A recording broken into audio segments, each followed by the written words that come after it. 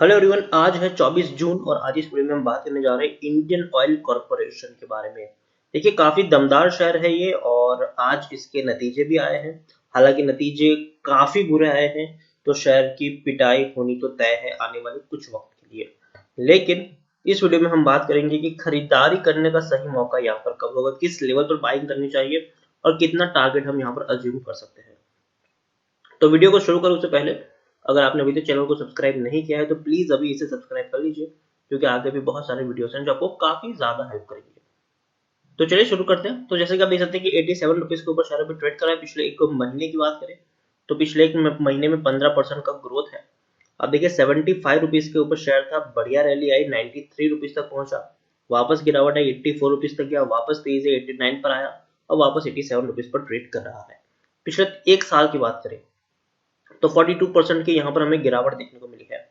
155 रुपए तक का हाई बनाया था, गिरावट आई, तेजी आई, उसके बाद कंटिन्यूअस शेयर टूटा, 71 रुपीज तक पहुंचा, बाद में बाउंस बैक भी किया, लेकिन अब वापस ही गिरावट का दौर चल रहा है।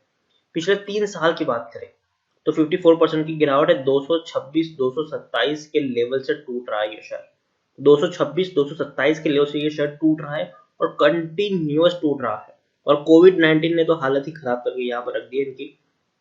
हाँ देखिए, लार्ज कैप स्टॉक है, 84,500 करोड़ के आसपास का मार्केट कैप है। एनएसई में देखें तो तकरीबन 3 करोड़ के आसपास का इसका वॉल्यूम ट्रेड देखने को मिल रहा है।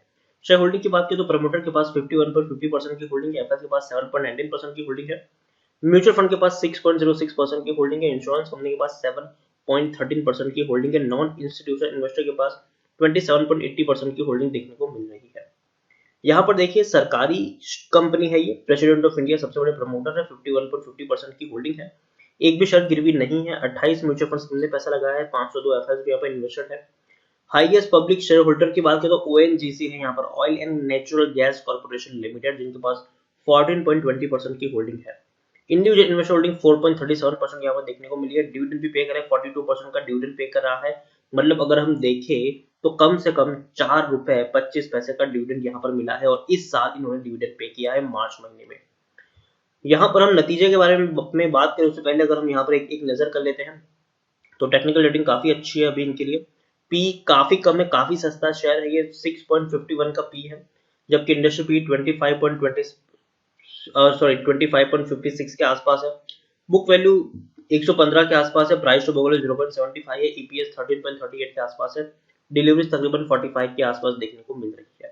According to Moneycontrol user 85% लोग खरीदने की सलाह दे रहे हैं, 13% लोग बेचने की सलाह दे रहे हैं, 2% लोग यहाँ पर होल्ड करने की बात करें, मतलब 87% लोग यहाँ पर पॉजिटिव है। नतीजे जो आए हैं अभी और काफी खराब नतीजे हैं। हालांकि खराब नतीजे आने की जो सबसे बड़ी वजह है वो ये है कि खर्चा काफी ज्यादा हुआ है इनका इस बार। टोटल इनकम अगर हम देखें तो 1,19,250 करोड़ के आसपास है, जो पिछले क्वार्टर के मुकाबले थोड़ी सी कम जरूर है। पिछले क्वार्टर में 1,24,400 करोड़ था, सितंबर में 1,11,000 करोड़ के आसपास का था, जून में 1,32,000 करोड़ के आसपास का था और मार्च में 1,27,000 करोड़ के आसपास का था। तो कोई उतनी बड़ी गिरावट नहीं आई है।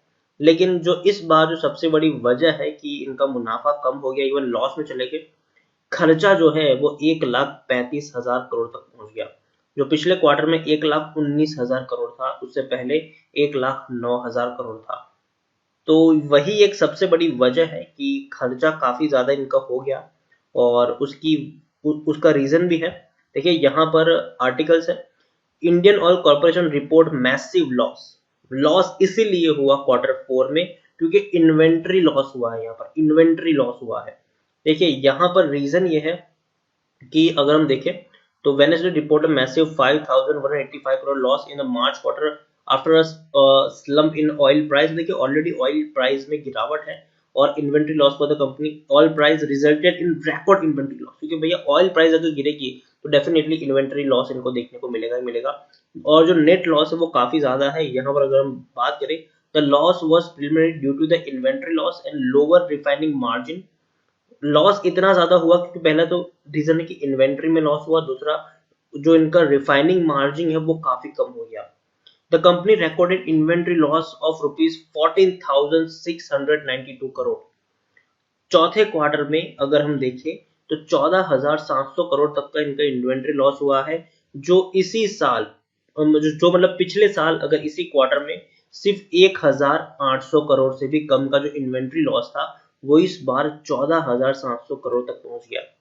तो एक सबसे बड़ा रीजन यही है इतनी बड़ी गिरावट का, कि इन्वेंट्री लॉस हुई है और इसी में सबसे बड़ी शेयर में गिरावट देखने को सॉरी जो मुनाफा है वो गिरा है। The inventory loss is recorded when a company buys raw material at a particular price. तो देखिए इन्वेंट्री लॉस कब होता है, सबसे पहले ये समझना होगा कि इन्वेंट्री लॉस होता है, अभी हम बोलते रहे कि भाई इन्वेंट्री लॉस हो गया, जो 14,700 करोड़ रुपए का इन्वेंट्री लॉस हुआ, जबकि पिछले साल 1,800 करोड़ का ही लॉस था, तो इतना बड़ा इन्वेंट्री लॉस कैसे हो गया। तो inventory loss is recorded when company buys raw material at particular price. तो देखिए इन्वेंट्री लॉस तब होता है जब जो कोई कंपनी होती है वो रॉ मटेरियल बाय करती है किसी पर्टिकुलर प्राइस पर, तय कीमत पर रॉ मटेरियल बाय खरीदती है, but by the time it shipped the process into the fuel rate have fallen. लेकिन जब वो शिपिंग हो जाती है तो फ्यूल का जो प्रोसेस होता है और जो रेट होता है वो काफी नीचे गिर जाता है। कोविड-19 में हम लोगों ने ये देखा कि कंपनी ने ऑलरेडी इन्वेंट्री बाय करके मतलब रॉ मटेरियल बाय करके रख लिया था एक पर्टिकुलर प्राइस पर, लेकिन शिप हो गया, सब कुछ आ गया, लेकिन बाद में हुआ क्या, बाद में ऑयल प्राइस इतनी नीचे गिर गई कि भैया इनका जो नुकसान है वो ज्यादा होना शुरू हो गया। Since retail price are benchmark to the prevailing in international price, the inventory loss is recorded in case reverse the inventory gain is the book. तो यहाँ पर वही चीज देखने को मिली है कोविड-19 के चलते। अगर हम देखें तो ऑयल का जो कंजम्पशन था वो काफी हद तक कम हो गया, बहुत कम हो गया, तो बिक्री ज्यादा हो नहीं रही थी, और तो और इसी में ऑयल की जो मांग है वो काफी कम हो गई थी, और मांग कम होने की वजह से इनकी जो प्राइस है वो भी कम हो गई थी। तो कहीं ना कहीं इनको एक बहुत बड़ा नुकसान यहाँ पर झेलना पड़ा, और यही एक वजह थी कि इतना बड़ा लॉस इनको हुआ है, इन्वेंट्री लॉस जो है वो इतना बड़ा यहाँ पर होता हुआ देखने को मिला है।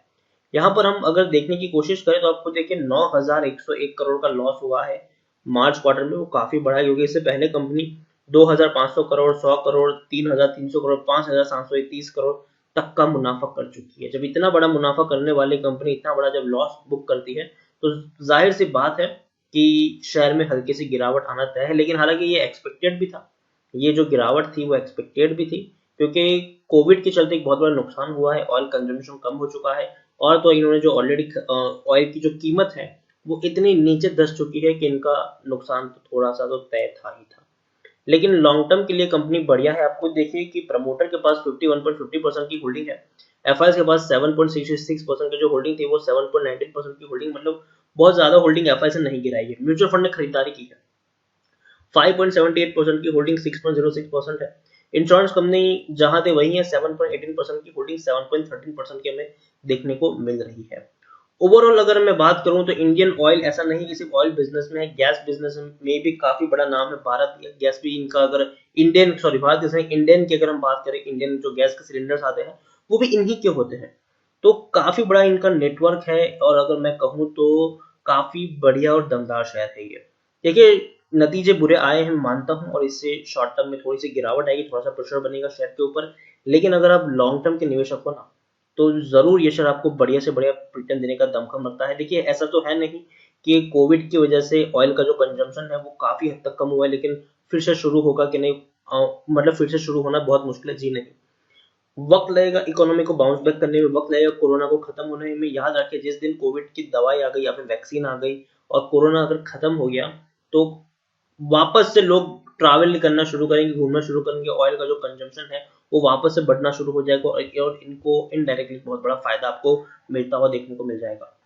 तो मैं यही कहूंगा कि खरीदारी की है, और अगर आपका नजरिया लंबी दूरी का है तो आप चाहे तो इसमें बने रह सकते हैं, और अगर गिरावट आती भी है तो आप थोड़ी थोड़ी क्वांटिटी यहाँ पर खरीद सकते हैं।